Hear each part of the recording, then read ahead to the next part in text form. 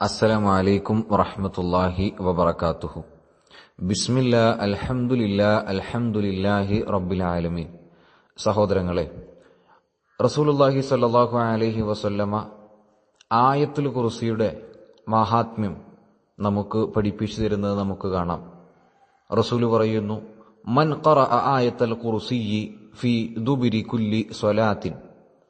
ഓരോ നമസ്കാരങ്ങൾക്ക് ശേഷവും, ഫർള് നമസ്കാരങ്ങൾക്ക് ശേഷവും ആരെങ്കിലും ഒരുവൻ ആയത്തുൽ കുർസി പാരായണം ചെയ്യുകയാണെങ്കിൽ ലം യംനഉഹു മിൻ ദുഖൂലിൽ ജന്നതി ഇല്ലൽ മൗത്ത്.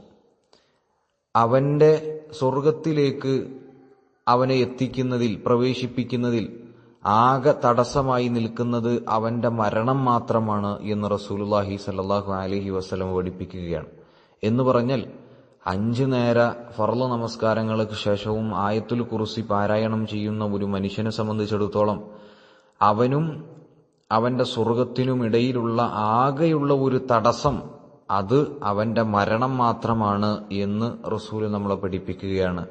അവന്റെ മരണത്തോടുകൂടി മറ്റൊരു തടസ്സങ്ങളില്ലാതെ നേരിട്ട് ആയത്തുൽ കുർസി 5 നേര ഫർള് നമസ്കാരങ്ങൾക്ക് ശേഷം പാരായണം ചെയ്യുന്ന വ്യക്തി സ്വർഗത്തിൽ പ്രവേശിക്കും എന്ന് റസൂല് നമ്മളെ പഠിപ്പിക്കുകയാണ്. പ്രിയമുള്ളവരെ, ചെറിയ ഒരു അമലാണ്, ചെറിയ ഒരു പ്രവർത്തനമാണ്, എന്നാൽ പ്രതിഫലം അത് വളരെ ഏറെ വലുതാണ്.